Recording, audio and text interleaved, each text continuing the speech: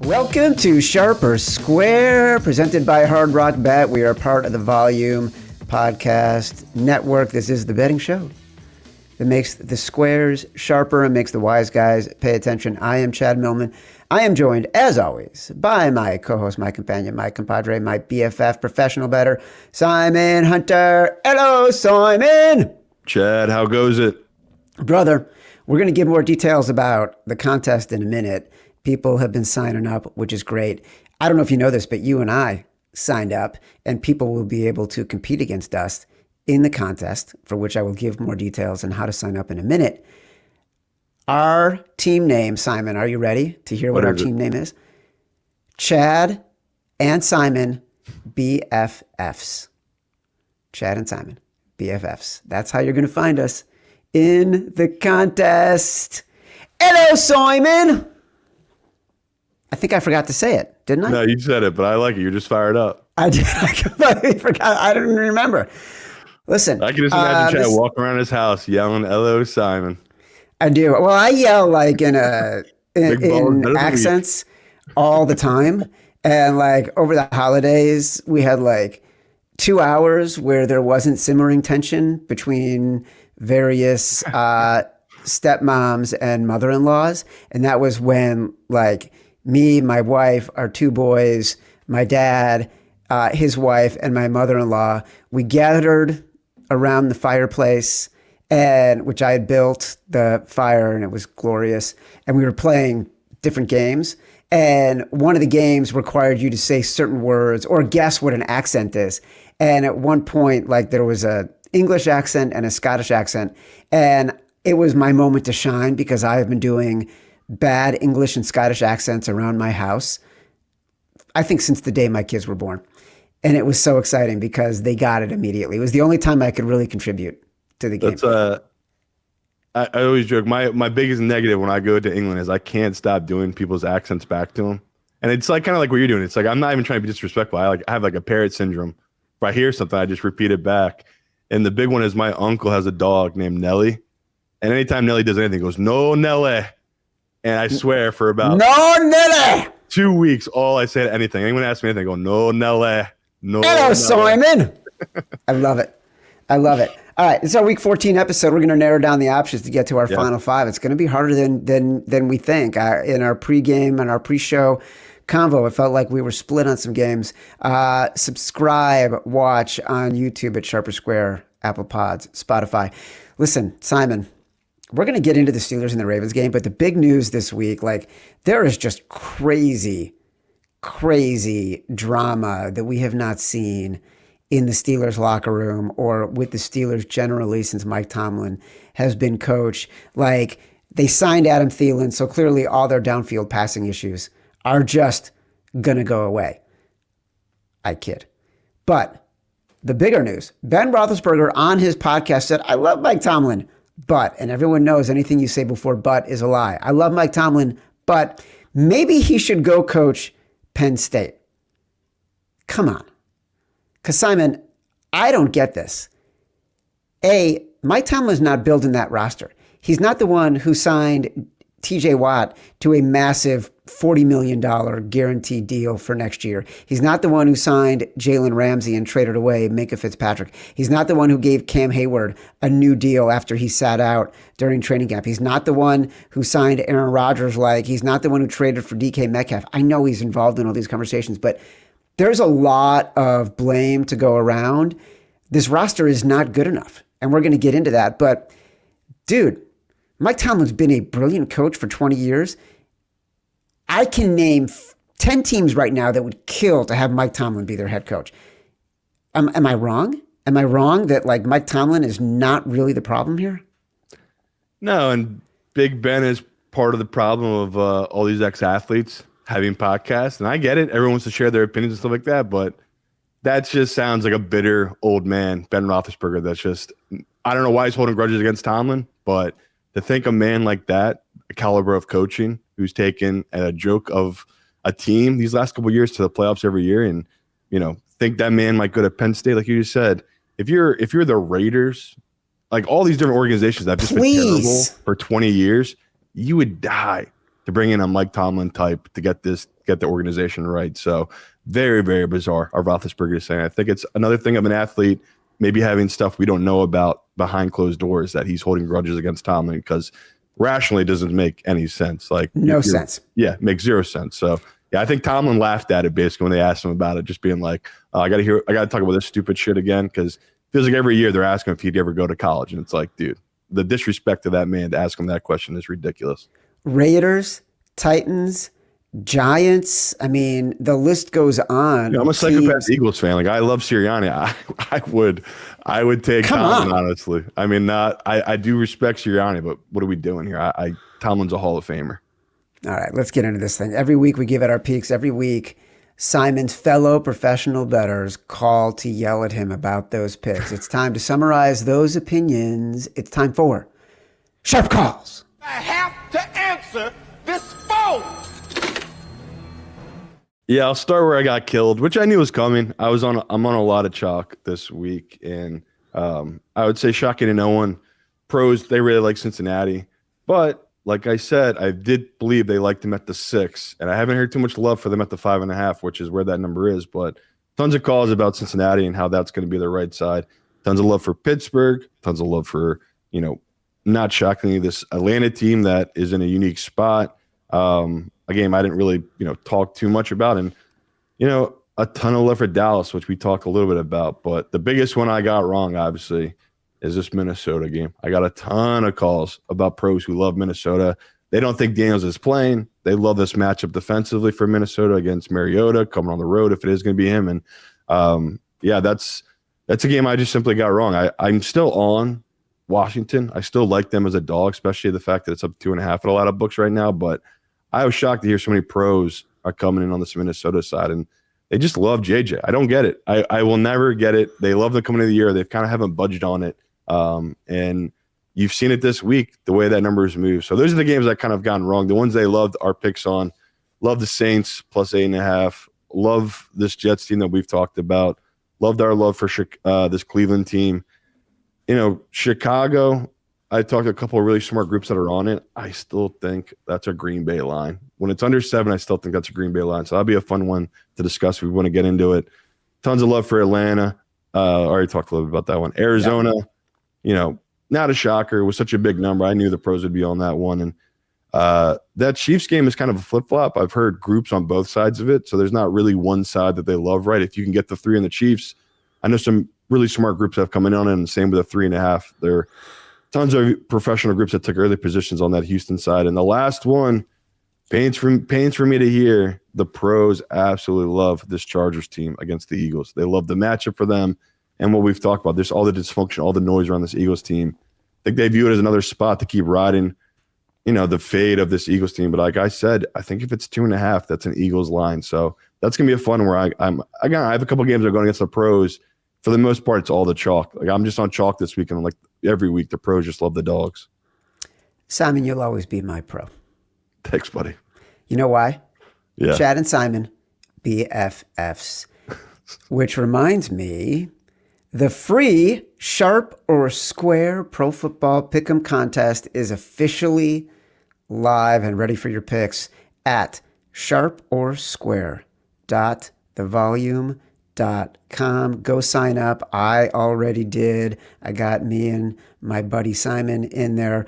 We'll bring back producer Matt Mitchell to share all the details, but one small note. There's no tiebreaker just for this week. Tiebreaker questions will start next week. If you can't find it, we've been getting some questions about that. That is why no tiebreaker this week. It is a balmy 5 degrees in Milwaukee, Wisconsin. Milwaukee. Perfect contest weather. Here's producer Matt Mitchell with all the info. All right, Matt Mitchell, people can go sign up. Can you please tell everybody how they can do that? Yes, very excited that the contest is officially live. You can just go to sharporsquare.thevolume.com to sign up for this totally free contest, and you can make your Week 14 picks right away. It'll be the same website and your same login throughout the entire contest. How long will this totally free contest run? Okay, so it starts this week, which is week 14, and it'll run this time through Super Bowl Sunday. So that's 9 total contest weeks. But you've got to hurry up and sign up because registration for this free contest closes at 1 p.m. Eastern kickoff this Sunday, December 7th. Totally free contest in which people are going to win prizes and compete against me and Simon. Matt, tell everyone how the contest works. It couldn't be easier.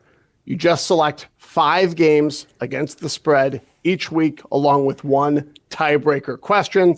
And once we hit the middle of the playoffs and the slates get smaller, we may include some totals and a player prop or 2 just to beef it up. But for right now, it's just 5 games against the spread. And during the regular season, deadline to submit your picks will be 1 p.m. Eastern on Sundays. And you can always see where you stand with everybody else using the leaderboard function, which is also at sharporsquare.thevolume.com. The most important question, Matt, as we have been getting comments on this all year long, will these lines that we are all playing together against each other in good fun, will these lines move? Yes, the lines in this contest, the Sharper Square Pro Football Pick'em contest, are dynamic as they've been the last 2 seasons, so they'll move with the market throughout the week. But be advised, these are still contest lines, so they'll always end in half points to avoid ties. All picks must win or lose. So yes, the contest lines will move. Dynamic lines, how or what actually are people going to win? What is the grand prize? Okay, so grand prize, the contest winner and a guest will be flown to warm, wonderful South Florida, where they will enjoy a complimentary 2-night stay at the beautiful Seminole Hard Rock Hotel and Casino, along with tickets to the Memphis Grizzlies versus Miami Heat game on February 21st. Very important. Can people change their picks during the week? Yes, if you want to make any changes to your picks, you just need to cancel your entry and make all 5 picks again. At the bottom of your finished entry, there's a little button that says cancel and play again. You click that, it cancels your entry. You make your picks again at the current contest lines. Easy peasy. Is there a tiebreaker? Yes. So this contest is only 9 weeks long. So the tiebreaker is going to be really important. As it has traditionally been, it will be total passing yards in a selected game, typically Monday Night Football. In the event of a tie at the end of this contest, the winner will be decided by the lowest tiebreaker differential. So when you submit your picks, do not forget to put in your tiebreaker answer. Matt, will all of the games be included as available contest picks? So we do not include Thursday Night Football in the contest. We never have, probably because those games are an abomination. But generally speaking, all other games will be available to choose. Who can play in this contest, Matt? Okay, you just need to be 21 years or older as of today and located in the United States. So sorry, Canadians and Brits and all our international listeners. The only U.S. states that are excluded are Rhode Island and Washington State. Tell me why. They have tricky rules about free-to-play games. So, like, if you live in Newport or Seattle or whatever, call your congressman. I don't ask me. I have no idea. But I wish you the best of luck anyway. All right. Well, listen, thank you, Matt, for the FAQs. Thank you for all the work getting the contest ready to roll. Thank you to our sponsors at Hard Rock Bet for working through the entire challenging regulatory process with us so we could bring this to you guys. Better late than never. Go sign up for the contest. It is open and ready to roll right now. All the picks that we're talking about on Sunday will be based on these contest lines. So there will be no questions about where you're getting that line, why are you betting stale lines. Like every line we're betting is going to be the same lines that everybody else is seeing. And the 95% of you that listen on the podcast, which we know most of our fans do listen via podcast, we put it on socials too. If you're confused by anything, hop on there. Matt Mitchell's happy to help you as well. If you just want to DM them or add them or anything like that. We know it's very late in the season and it's a quick turnaround here, but really appreciate all the people that signed up so early. And like we keep saying, it's the type of thing where the more of you that sign up, the cooler stuff we will be able to do in the future. So We love the support we're getting from all the fans, and come prove you're better than me and Chad. Let's see it, people. I love when you give appreciation to the fans. I think it's fantastic. Shows your true spirit. It shows that you really, really are a good person deep down. Maybe I used I'm to not. hate them. I'll be the first to admit I used to hate the fans, but then we did a bunch of live shows, and you quickly realize you're only hearing 10% of the assholes online. The 90% of these people are awesome, cool people that just want to, learn, get better at betting football, and love football. So I've grown to really appreciate our fan base and how cool so many of them are. I love that about you. All right. Listen, you can find our producer, Matt Mitchell, to yell at. Go to @sharp__. The little underscore at the end of it is key. @sharp__. Let's get into it, Simon. You mentioned Dallas. Let's talk about Dallas and Detroit for a second. Detroit is a 3-point favorite. We're not going to spend too much time on it. We can't put it in the contest because Thursday games aren't eligible, but it's a really interesting game. I don't think I'm going to bet it. I think I'm just going to sit it out. I think it's lined. I think it's lined perfectly right.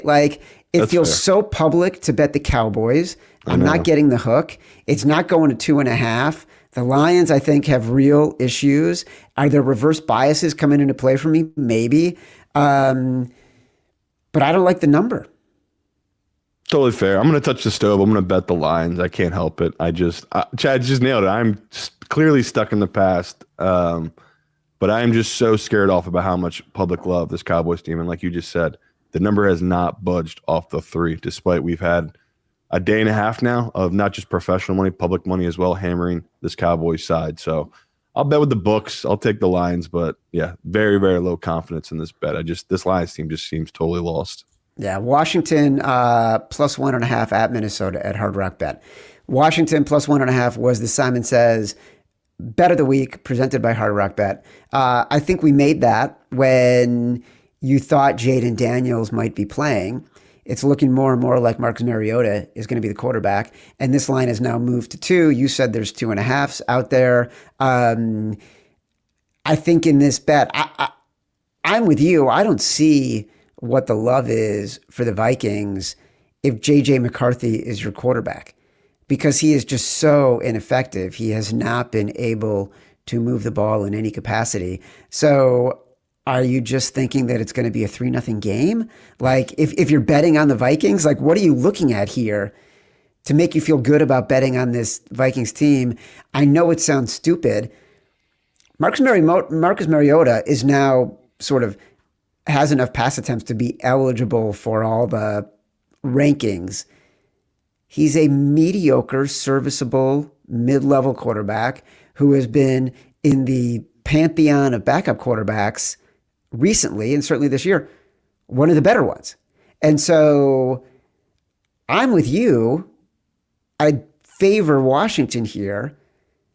Everyone is banking on the fact that Brian Flores is going to be able to confuse Marcus Mariota to a degree. He's going to turn this game over. That's got to be what it is, right? Yeah, and I've had just a lot of guys who are really heavy on this Minnesota Tide just said you need to kind of go back and really dive into how bad this team has been for the Commanders, right, with everything that's going on behind the scenes. And that's fair. Their last couple of games, even though it was a juggernaut of a schedule, they went to Kansas City. They got blown out 7-28. Then they played a Seahawks team at home, got blown out 38-14. Then played Detroit at home, lost 44-22. So that's fair, right? And then they've kind of played well these last 2 weeks where, Miami, I think that was in Madrid, they lost 16-13. They felt like they could have won and covered that game a million different ways, right? I remember the kicker had a missed kick. It was just a total train wreck. And then that Denver game, another game where it felt like they could have covered and won it outright in a bunch of different ways. They lose by 1. They obviously got the cover, but that was the first time they had covered in about 4 or 5 weeks. So I get what they're saying, right? That this Washington team is just bad, right? Defensively, and you really dive into it, as bad as JJ is, you would think wide receivers would take advantage of a really bad secondary. But like Chad just said it, you're banking a lot on JJ McCarthy and make these completions. And, Justin Jefferson hasn't been blowing up in the media, but you can see him on the field, his body language, everything he's doing. He's just so over it, sick of this whole experience. So I really am just playing the number here. Like Chad just said, there's 2.5s out there, a couple of very public books.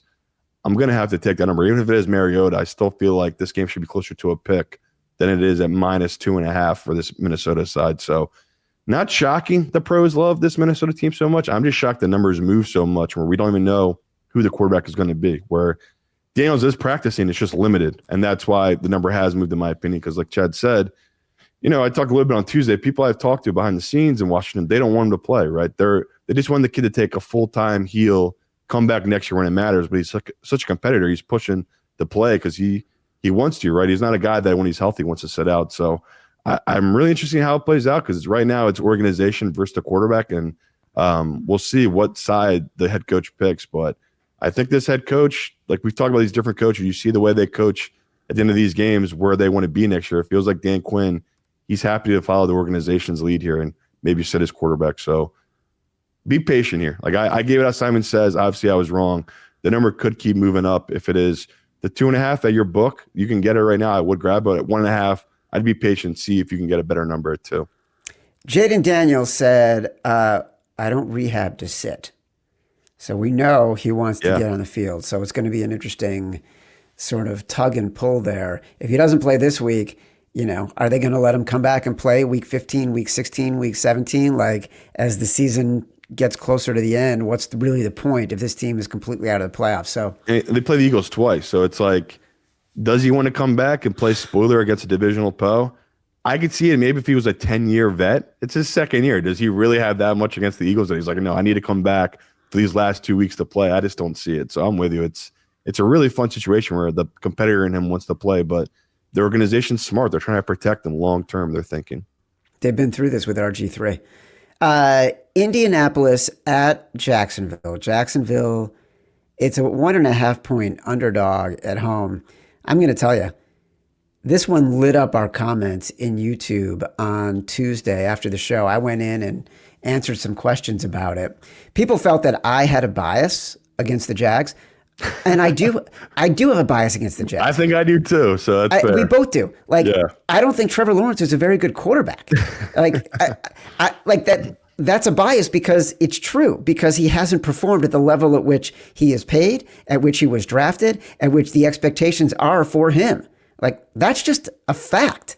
So the reason this team has been playing well and is in contention is because of Liam Cohen, who, by the way, maybe he should be coach of the year for dragging this team to 8-4 in the middle of December, right? But the truth is, I do have a bias against Trevor Lawrence. And yet, in the show on Tuesday, when I said, I feel like I want to bet the Colts, I still listed all the reasons in which I'm afraid of betting the Colts. And by the end of the show, by the end of that segment, you had completely turned me around, and this line did get to +2 for a second, and now it's been bet back down to 1.5. This is clearly the line of demarcation for the wise guys is 2.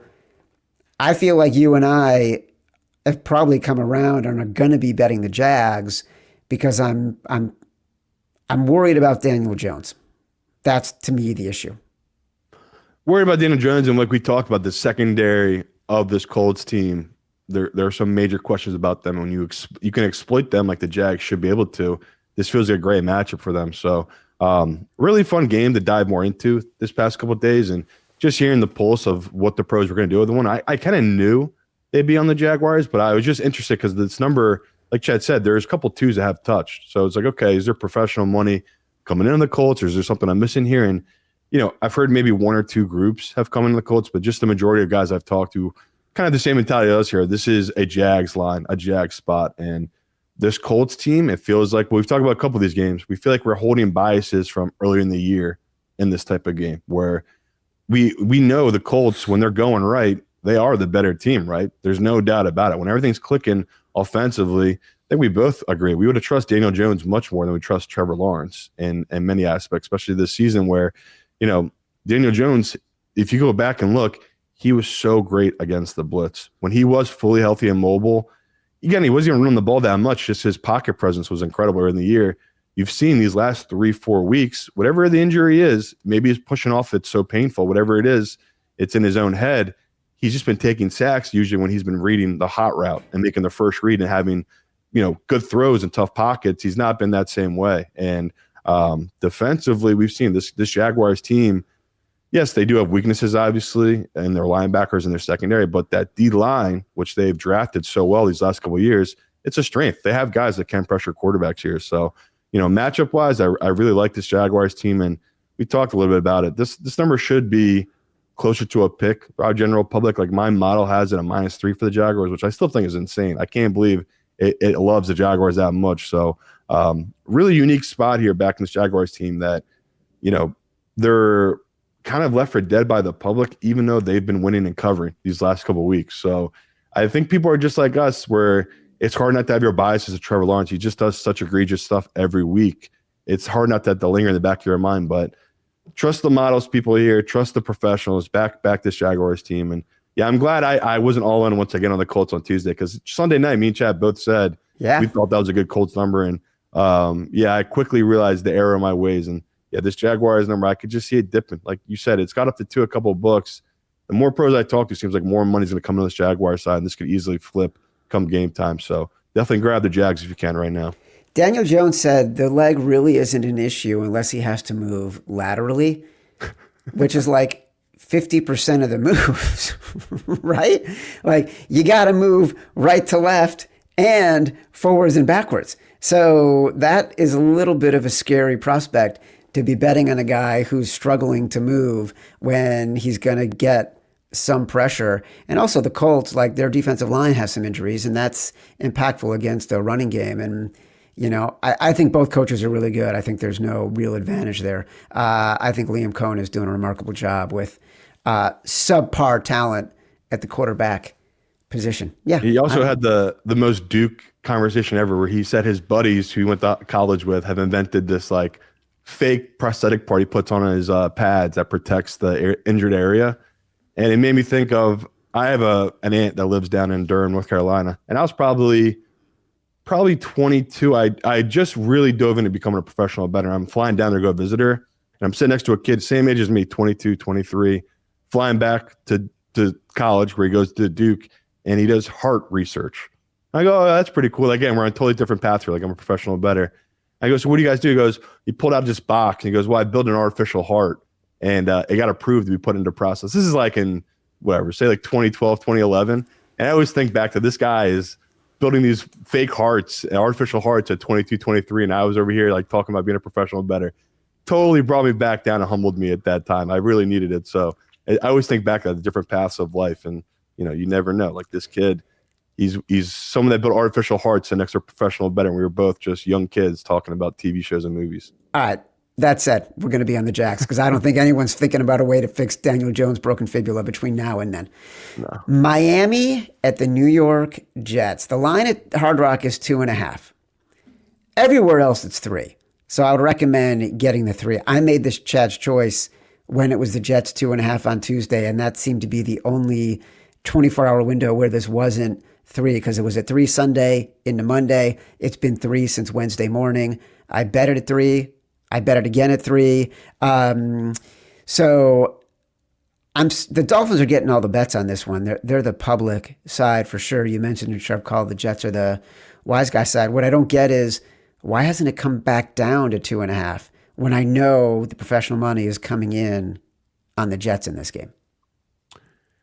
Yeah, honestly, I think this has to do with what we talked a little bit about, where it's this game had a lot dictated on the weather. And you saw early in the week there's supposed to be a huge snowstorm coming through for this game.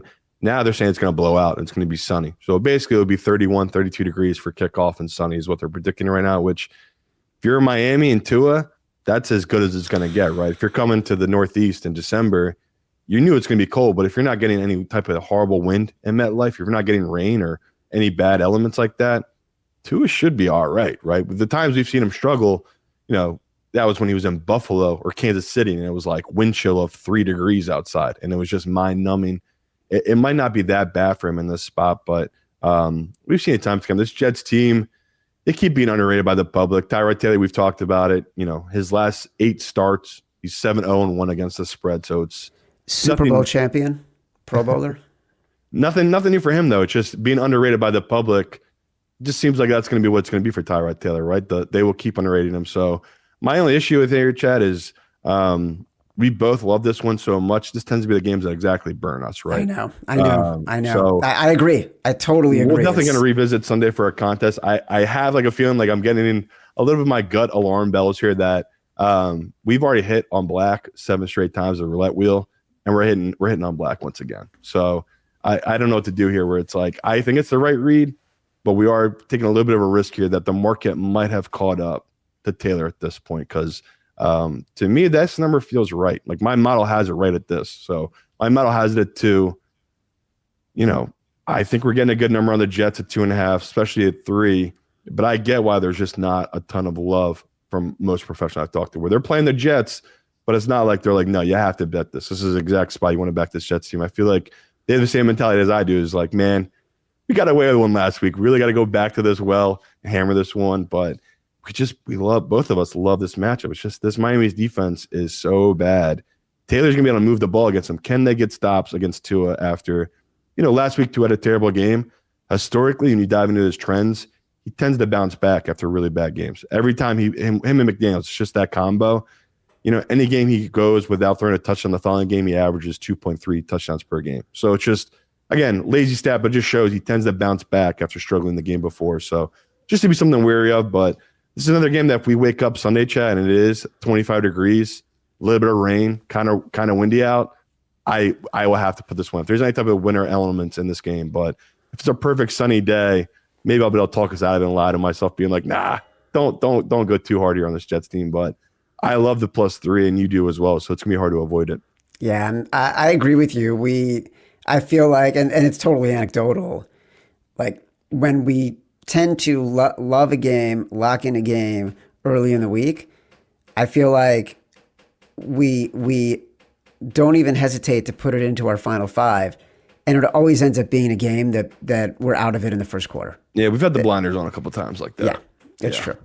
Well, let's see if we have the blinders on for the Cleveland Browns at -3.5, hosting the Tennessee Titans. Huge swings back and forth on this one in a small range, like 4.5 to 4 to 3.5 to 3.5 to 4 to 4.5, back and forth. Look, I dismissed all the noise about Cam Ward's improvements a couple of weeks ago in the show, but if you do look at his numbers, passer rating, lack of interceptions, completion percentage, they are all much, much better since Brian Callahan was fired in week 6. And this has been, outside of last week, a more competitive team, right? They twice beat down the back door to cover a big number against the Chargers, to cover a big number against Seattle. But they haven't played Myles Garrett in Cleveland yet. And so when I'm looking at this game, I'm looking at not Shedeur Sanders as more than a field goal favorite. I'm looking at Cam Ward having to compete against Myles Garrett. Yeah, and it's interesting talking to why different pros love this Tennessee team so much, right? They've come in very heavy on them. Like this number did open a lot of books at 5.5, 4.5, and like Chad said, a lot of books quickly moved to 3.5. So that's some serious money pushing it a whole point. And I couldn't understand why, so I wanted to figure out what people are seeing that I'm missing. And it is a little bit of the Cam Ward love, right, that you just talked about, but it's also they can't believe that Shedeur Sanders would be this big of a favorite, which I think is a totally fair criticism of him and that team. But like I talked on Tuesday, I don't think this is Shedeur Sanders' line. I truly think this is a defensive line. This is a line that when the bookmakers posted it, it's what I'm looking at my model, which is like, okay, say the offense is a total 0 in your opinion. At least the Browns have a good run game. Like we've seen it through multiple weeks here that they can run the ball pretty consistently. It's just the issue for us, which I think most guys have betting this Browns team, is if it's 3rd and 7, 3rd and 8, you definitely have more confidence in Ward, I guess, completing that than you do Sanders, right? But like I've talked about, I think it's just an overreaction to just past week where you go and look at that Raiders game, he was moving pretty well in the pocket, finding open lanes. And I think he only had 11 completions, but still – they were big-time completions, right? And that's what you're looking for Sanders and a young quarterback. Where Cam Ward, we've talked about it, he's so erratic that, yeah, the numbers have been better. But we talked about it, a lot of those numbers is late game, passing yards and touchdowns. Like those are fourth quarter stats where most defenses are playing prevent. Could we get burned by the Browns prevent defense? Sure. But we've seen it this year. This Browns team doesn't usually go into that mode. Like they always play as if they're very desperate. So it just feels like an overreaction. Like the pros have really bet this one. And you look at the money splits, the tickets of most books are pretty heavy on the Brown side, but the money is very, very much skewed to this Tennessee side. So I really do like this Browns game. It's another game just like the Jets one where I know it's probably an overreaction on my part to it, but I just think the lines move too much. Like I don't think the Jets should be +3. I don't think the Browns here should be -3.5. It just feels like a too much overreaction by a lot of these professionals. So maybe you'll help us talk us out of it come Sunday, Chad. But as we sit here right now, the Browns, they're quickly becoming one of my bigger bets. I've taken a pretty large position on the -3.5. I just think it's a unique spot with this Browns defense, Jim Schwartz at home against a rookie on the road in the elements. I got to take the Browns here. Yeah, I'm having a hard time walking away from it too. Total's 33.5. I should mention that too. So that's another reason pros like the dog here. It's just a total that low with that few points. Most pros will just blindly take the dog in that position. Yeah, it's a really low number. I'm having a hard time walking away from the Browns, and it's entirely because we've had a lot of success betting the Browns as the better defense at home against much, much better teams and better quarterbacks than what we're getting in the Titans. And so, and with, by the way, worse quarterbacks than Shedeur Sanders. Yeah. Right. So and weather could matter here. Like looking at it early, again, it's 3-4 days out, but it's supposed to be flurries of snow, really strong wind, and probably in the mid-30s. So this could be another game where the elements play a factor into it. All right, Seattle at Atlanta. Atlanta's a 7-point dog right now. We talked a little bit about it on Tuesday. You and I are split on this game. Yeah, you're with the pros. The pros love Atlanta. I like the Falcons here, and I know it sounds gross to say it, but they keep losing close games. Sam Darnold has not been as good as he was when he started the season. The past few games, Kirk Cousins, serviceable. I'm not saying he's great. To me, the one reason that I'm not like going all in on the Falcons yet is because I want to know Drake London's status. He is so important to this team, but like very unlikely. He hasn't practiced all week. So, and they're 4-8. Like, are they really going to rush back their number one player on their team? Him and absent that, this is peak Seattle and the lowest of the low valleys for Atlanta. So I get why the wise guys are on it. I get why it's moved from 7.5 to 7. I'm surprised that you and I are split on this one. Yeah, it's just, again, Atlanta is the type of team where I'm not saying all the teams they've played in the past are bad, but they have not played a team, in my opinion, on this Seattle level where, they went to New England. I don't know if you remember that game. They lost by 1 point. It was 24-23. That's a totally different team at this point, right? That's with Drake London. That's with Penix at quarterback. Like this is, I don't think people are reacting enough to how bad this Falcons team now is with the Kirk at the helm and without Drake London. It's just, their last 3 games, not going to take too much away from it, but it's been against Carolina, New Orleans, and the Jets. They won one game of that whole unit, right? That was when they went to New Orleans and they blew out the Saints team. But you even talked about how that game was much closer than people realize, right? That was the type of game where the Saints could get out of their own way, and eventually Kirk took it away from them, right? They won 24-10. So it's just a Falcons team that they beat up on they beat and played bad teams here with Kirk.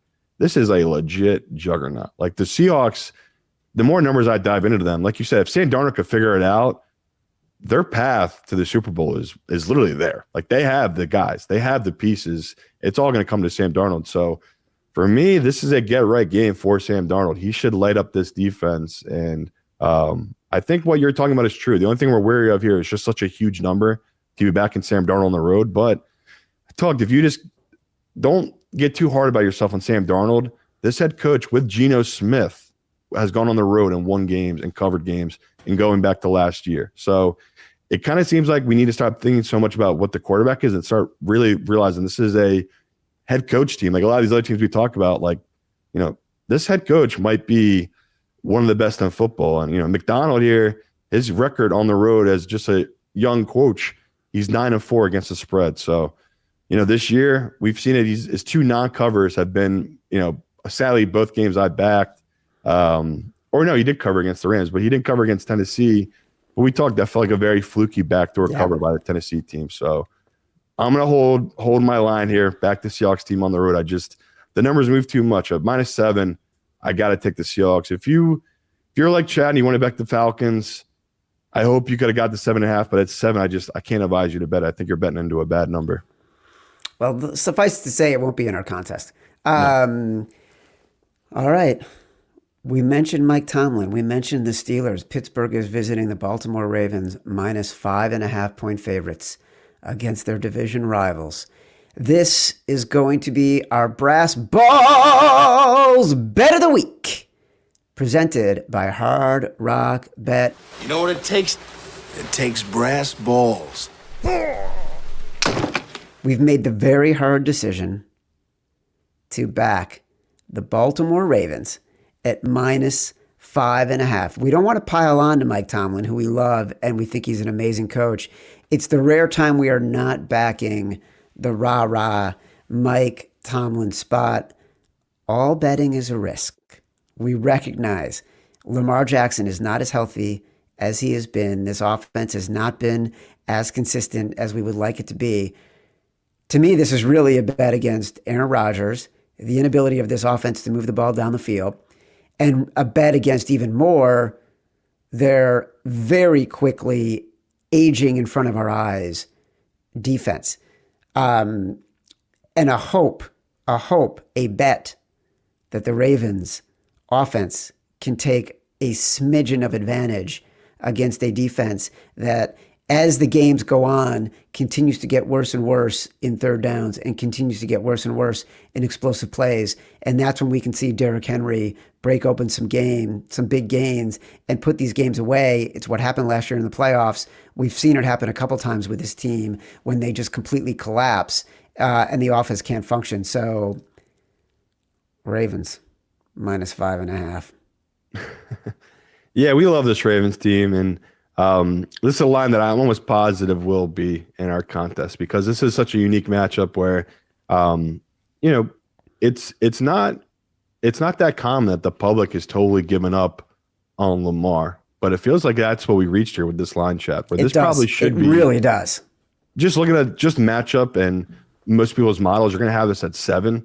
So, all right, it's a 1.5 off. All right, great. We're getting this Ravens at a 1.5 off, but it's also a unique spot where the Ravens have now not covered in 3 straight weeks, right? So not only is the public going to be off of them, I think they're going to be on Pittsburgh, just because I'm not the only one with those trends. Everyone's going to be giving out those trends all week, right? That is a known trend thing where if you just blindly back the dogs in this matchup, whether it be the Ravens or Pittsburgh over the last 20 years, you've come out green. And especially when the numbers above 3. I gave out that stat. Tomlin, when he's underdog in this matchup above 3, or even hardball, either side, when the number's above 3, the underdog team is 23-5 against the spread in that spot. So historically, you've just blindly backed the big dog in this spot, and it's worked out for you.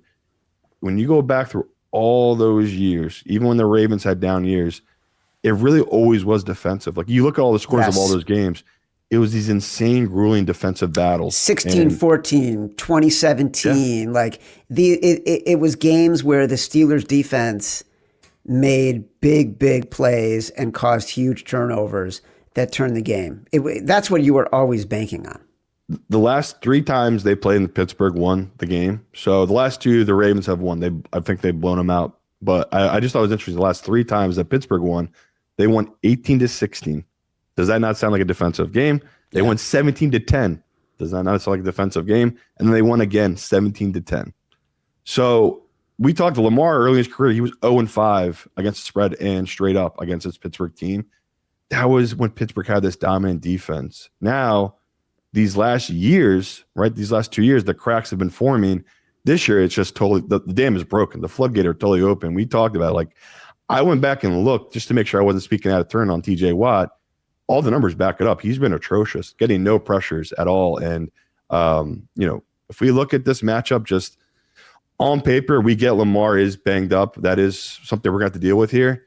This should be a Derrick Henry bounce back. Everything they've talked about, the coaches in turn said they made a huge mistake not running him more against Cincinnati, right? They went too much into Lamar, put too much on Lamar's plate, and he just did not live up to it against Cincy last week, where I think this week they'll lean into it. And, once again, you talk about this matchup, defensively, this Ravens team, I kind of love it, where they've had Kyle Hamilton moving all over the field. This feels like the type of game he's really going to take over against a Rodgers that, if you already know he can't throw the ball 20-plus yards down the field, you're just going to stack the box. You're going to try to make him force the ball downfield because that's where you've seen him turn the ball over. So I love this matchup for this Ravens team, and shocked to see the public is coming in on this Pittsburgh team. The tickets, the money, it's all coming in on Pittsburgh. Yeah, so go get the 5.5. It's a good number. I'm floored. By the way, Aaron Rodgers, 20 yards downfield. How about 6 yards downfield? Don't forget the stat I gave the other day from Ben Solak in his column in ESPN.com. 66% of his passing yards are coming with yards after the catch. Like, this is historically bad. And so it's going to be a haul for him to get the ball downfield. Everyone's seeing it. Everyone's seeing the same thing. All right, Baltimore Ravens, Brass Balls Bet of the Week, presented by Hard Rock Bet. Cincinnati at Buffalo. Buffalo's a 5.5-point favorite. You love the Bills here. The number moved from 5.5 to 6, down to 6, down from 6 to 5.5. The public is all over the Bengals in this game. You mentioned in Sharp Calls, the wise guys like the Bengals in this game. But I haven't 6. I just want people to realize that they took them heavy at the 6. Right, at the 6. It's like I can't wrap my head around this game yet. I don't want to invest in the Bills. I don't have any faith in their defense. And I don't want to invest in the Bengals. I don't have any faith in their defense. I think it's like it's a perfect strength against weakness game. I don't see an edge for anybody. It could go either direction. No, it's totally fair. And I gave out those stats. Joe Burrow, I mean, you take away the Hamlin game that got basically canceled out, but he's 2-0 straight up and against the spread against this Bills team. So, clearly early in his career, he's matched up well against this Bills team, played well against him. And, I get why there is love for this Bengals team where Chad gave out the stats, right? The secondary of this Bills team, they're bad against downfield passes. That's exactly the offense Cincinnati wants to run. They want to push the ball downfield. But when I really break this one down, it just feels like this can be a ball control type of game, especially in the elements. Like we've already talked about the lake effects that could be happening in Cleveland. Could be the same here in Buffalo, right? Could be a really weird weather game, which that favors this Bills team. They don't have offensive line that wants to be in pass protect. They have an offensive line that wants to run the ball. We saw that last week with Pittsburgh that, they want to just be the heavy big guys pushing these guys downfield. And we've seen it with Cincinnati. They don't really have a pass rush, let alone a D tackle that can stop the run. So it feels like the Bills are going to be able to pick their poison here offensively, how to beat them. And, as much grievance we want to give to this Bills defense, how bad they've been, there are some ways they can attack you. Now, I did see Bosa popped up in the injury report, not practicing this week, which I know you'd be like, oh, it's not that big of a deal. He's actually been really good for them this year. He's been great this year. Yeah. So that's been a great sign by them.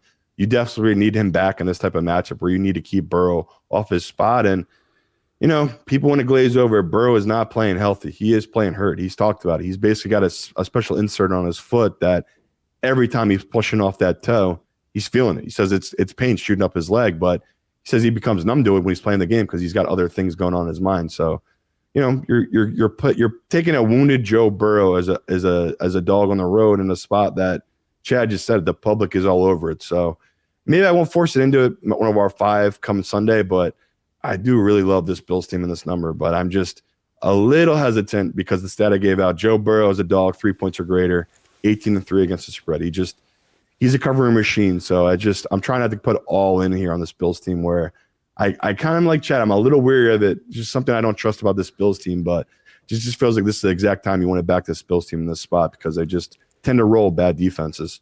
Let's just see what the weather is on Sunday. It's fair.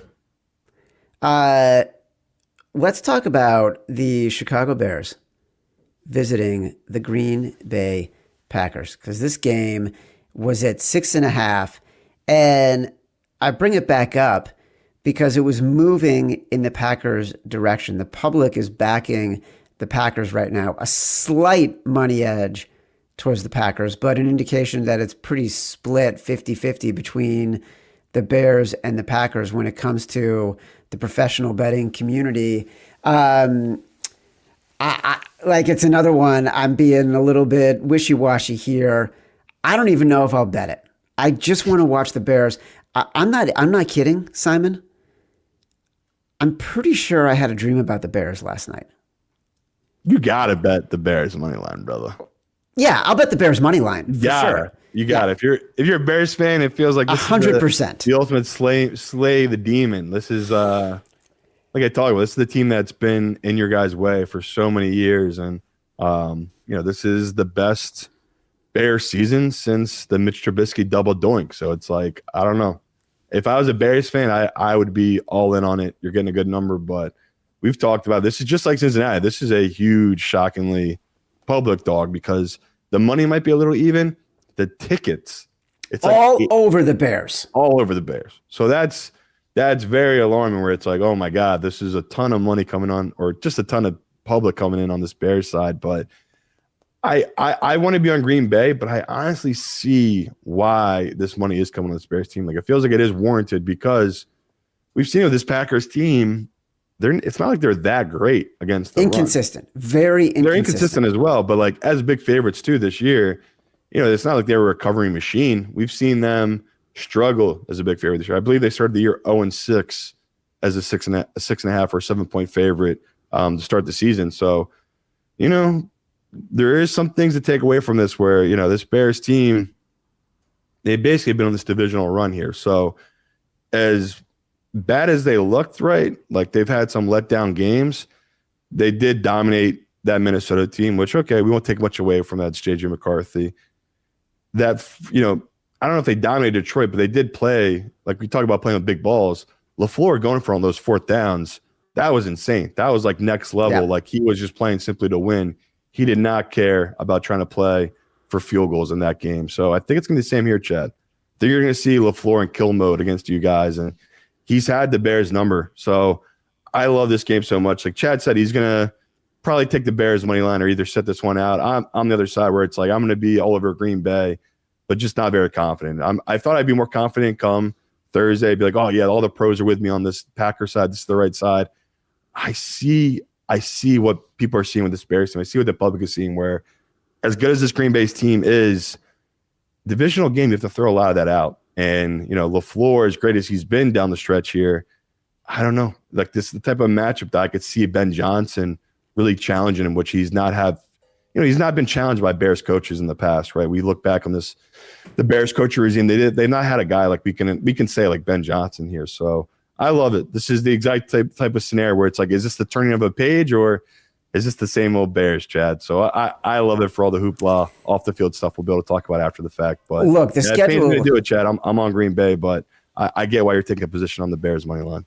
The schedule is littered with these kind of turn the page moments, and where are the Lions of old or the Lions of new? Are the Chiefs of old or the Chiefs of new? Are the Bears of old or the Bears of new? We're constantly having to ask these questions. That's what makes betting so interesting, is like you have to take a stand. You have to put your money on the line with an opinion about where you think something is going to go, not where it's been. That's what makes it so fascinating. All I know is I woke up to pee in the middle of the night, and I'm fairly certain when I woke up, I was dreaming about the Bears, and I think it was the Bears screen game. I swear to God, that's what I was dreaming about. Congrats to Bears fans who bet their over-under. They've already hit their win total for the season, 8.5. One game that we have made a choice on together. We are on the same side. The Los Angeles Rams -7.5 versus the Arizona Cardinals. We know we're going against the wise guys here. We're basically we're going against the big home dog that has lost 7 games by 4 points or less, because they've also lost multiple games in the division by 3 touchdowns. And the Rams are coming off their worst game of the year, where they were on the road as 10.5-point favorites and lost outright. I'm okay backing the Rams here. I'm okay backing Sean McVay here. I like this defense to get pressure against Jacoby Brissett. I'm perfectly fine with our position. Are you still perfectly fine with our position? I am. It feels like a nice spot to back this Rams team after an embarrassing loss on the road where everything felt like it was going against them. And this Arizona team, we kind of fell in love with Jacoby Brissett, and it's our own fault because of that Dallas game where they were just so impressive. They played so well. But we've seen it since then when they do play their juggernaut of the division, they get actually absolutely smoked. And, Seattle, I believe they San beat them Francisco. 44-22. Then they played the 49ers, who beat them, I believe, 41-22. And I gave you that crazy stat. It was the first time a team had given up 40 points in back-to-back weeks to divisional foes in like 30 years. So we know historically this is a horrible, horrible Cardinals defense. And every game they've come back in, it's been because either the team lets them in, they don't really shut them out, or, Jacoby Brissett just has these incredible moments. And like that Bucs game, the Bucs should have been up double digits, right? That guy went touchdown. That guy went touchdown. Yeah, let them linger. And we've talked about Brissett. If you let him linger, he's going to come back in that back door and get that cover. So that would be the only fear for me here. But this feels like the absolute type of game where, we see the Rams, after a bad loss with McVay, put up 40, 42 points like these other divisional teams did against this really bad Cardinals defense. And I gave you those stats. He's absolutely owned Arizona McVay as a head coach. He just has their number in matchup scheme-wise. He does really well against them. So not going to let the big number scare us off, Chad. -7.5. I'm going to take down this Rams team. All right, so we're building a roster here for Sunday. Last game I want to talk about is Houston at Kansas City. Kansas City's still at -3, -120 at Hard Rock Bet. Mostly 3.5s elsewhere. As I just said, if the Chiefs gone the way of the Lions, is it time to get off them this year? Is there still magic in the number 3? Can they break the trend of losing all these close games? Will there be regression back to the mean in a positive way for the Kansas City Chiefs? This game has massive, massive playoff implications for both teams. It is the tipping point, fulcrum moment for these teams in the season. The Texans' defense is awesome, but I am always going to be loath to bet against Patrick Mahomes at home as a short favorite in a must-have scenario. That is one that is a bridge too far.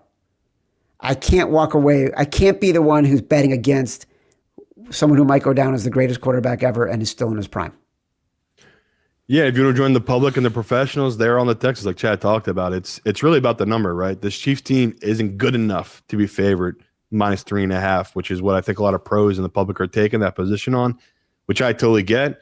But we're talking -3 here at Hard Rock, which hopefully in our contest, God bless Hard Rock, they'll give us 2.5. Yeah, because that will be an automatic play, in my opinion, on this Chiefs team. Because that to me would be too much of a reaction. And this is me, Simon, the guy who's been fading this Chiefs team nonstop since that Bills game. I think, I took a position against them with Denver. They were a -4 favorite. They lost outright. Took a position against them against the Colts. I think they were a -4.5. They closed favorite. They won by 3. Took a position against them with the Dallas Cowboys -0.5, +3.5 on Dallas. They lost outright to Dallas. So we've seen these last 3 games, it all comes down to last position. Like Chad said, it's eventually got to go the other way, right? This Chiefs, mathematically, they can't keep losing these one-score games, right? And we've seen Mahomes tend to excel that this year. It just not has been that way, right? When they get in these close games, it's either he's not had the ball in his hands and the other team's just eating the clock up, or he goes in there and it's just not been Mahomes like, right? He's made the mistakes and not brought his team back from death. So I love how desperate this Chiefs team's going to be. But on the flip side, I get people's position. Texans are just as desperate. They know they're playing for their division, their own playoff lives. So I get why people are taking their position on this Texans team, but I've wanted to be on the Chiefs team all week. I wanted to be patient and let the number get to a position where I feel comfortable betting it. It's at that spot. I'm going to take the -3 and pray the pros keep coming on Texans and I get a 2.5, but got no issue taking the -3. I just feel like this is finally a Chiefs line. This is the exact spot you want to back Mahomes and this Chiefs team. So glad to hear you say that. I so believe in the Chiefs in this spot. I could be blinded by it. We are. We're definitely. This is a past performance bet. I'm happy to admit that. Where it's like I'm willing to see Mahomes die here, but this is the exact type of game where we talk Mahomes. They're going to have to stab him in the heart 30 times and cut his head off before he's dead. He's just not going to go quietly into the night. This man is going to fight to the last second. And now you're giving me a -3 on that at home. I got to take it. I have to take that number. I don't have. We can talk about the Eagles at the Chargers for a second, just because you mentioned it in Sharp Calls. I don't think it's a game we're going to put in the contest. We're not going to. Okay. I can't imagine we're getting a 2.5. But if you have strong opinion, I'm agnostic. You're with the pros game. then. Like the pros, they're all on this Chargers team, and they're just even the public's with the Chargers, and it's just everyone's just same boat. I think it's just so negative, so bad for this Eagles team, where if I told you you can get this Eagles team who's pretty healthy minus 2.5 against a one-handed Herbert that's out his left and right tackle, you'd be running to the window with me. So that's I can't believe it. Like when I was talking to pros, I'm like, shit, what am I missing? Like, you guys love this Chargers team. I can't believe it. Like, I cannot believe this is not the exact time you hammer this Eagle side in this number. It just, the hate has gone too far. I just cannot get over it. It's like, all right, Herbert against bad teams, we don't mind backing him. Him against the Raiders, yeah, that's exactly when you back Herbert.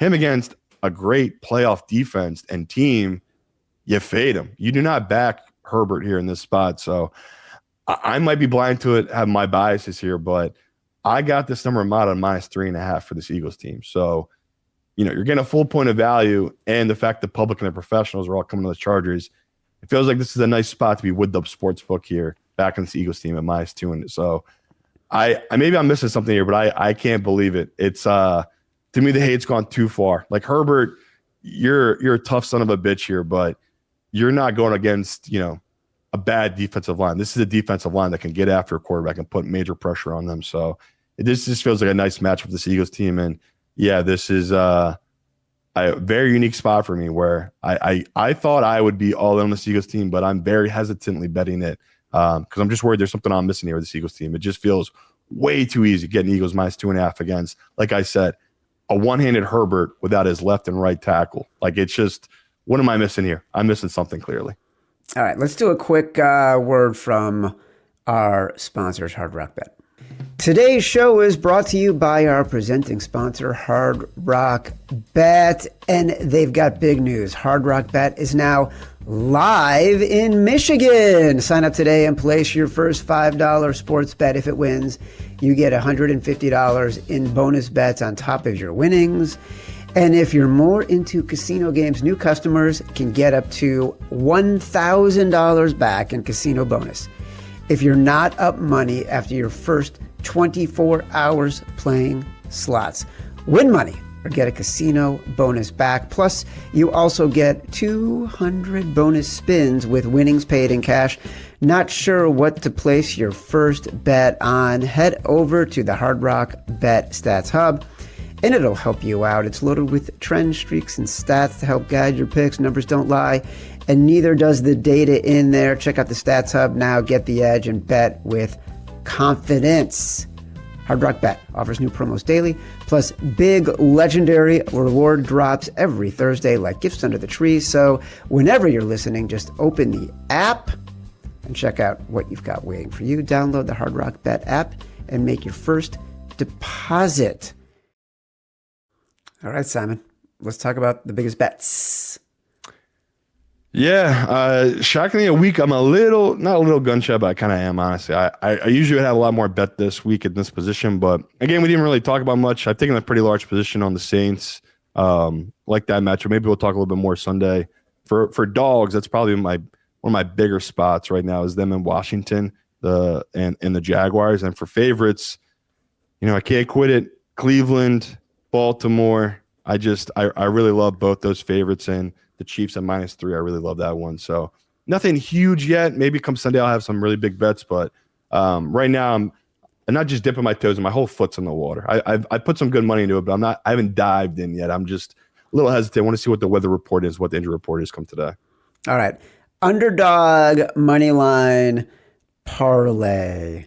Who do we want to do this week? I would say Jaguars. Jags. Yeah, Jets, and then let's do for the third one, let's do Washington. All right, and then I think for the favorites, we want to do the Rams. I made a list the other day. We want to do. We'll take the Rams down to 5.5 though. Okay. Don't do the money line. Do the 5.5. Seattle. I do the same thing. Take it to 5.5. I wouldn't do money line. And for money lines, I would do Chiefs. I think we both agree on that one, right? Yeah. Baltimore. I was saying, how do we not get Ravens in there? We love that one. Yeah. Buffalo. For the last one, yeah, I'll do Buffalo. Let's see. Yeah, I'm with you. I don't want to do Green Bay. Let's do Buffalo. Kansas City, Buffalo, or Denver. If you don't love Buffalo, because that is risky, right? We're going against a good quarterback. All right. I gave you the stats. Denver, Bo Nix as a favorite, 15-0 straight up. So if you want to get Bo Nix in there, you can easily get that down to 2.5, 1.5. You don't have to take the money line. Kansas City, Denver, Baltimore, Seattle, and the Rams take them down to -5.5. That is our favorites money line parlay. Simon, it's time for Sharp versus Square. We missed it last week with the condensed show schedule. Give me your. Should we do? I don't want to do Atlanta versus Seattle. I don't know who's going to be playing in that game yet. Go ahead. I mean, if for my Square side, I was thinking the Chiefs -3, but I'll stick to my MO in this part where I always go sharp. So give me the Saints +8.5. Interesting. Very interesting. Okay. I would say, oh boy. Chad's choice was the Jets. Brass balls, I think, was the Ravens. Simon says was the Commanders. We haven't done Rock in a Hard Place yet. All right. Give me the Jags. Wow, it's full circle. Yeah. Oh my God. I know. Well, honestly, it came down to them and the Browns, and I feel like the Browns on Sunday we're going to want to use them in that scenario, as Rock in a Hard Place. That's what I'm thinking. Oh, okay. I think it's going to be. I think it's just going to be a hard conversation on Sunday about the Browns. All right, this has been Sharper Square. We're part of the Volume Podcast Network. We will be back on Sunday on Sharper Square YouTube. We're going to eavesdrop on an intimate conversation that Simon and I have. We'll panic. We'll make utterly human decisions. Regret the rest of the day. We'll be back on Sharper Square YouTube Sunday night, 7:30-ish. Watch or listen at YouTube, Sharper Square. Like this video, subscribe to the channel. Also download us from Apple Pods, Spotify, wherever you get your pods. Rate, review, subscribe. Leave us 5 stars. Say whatever you want. Feedback is a gift. Until next time, love you. Okay. This isn't college. You're not at a home conference. I understand. This is NFL, which stands for not for long when you make them calls. Yeah. I'll be selling groceries.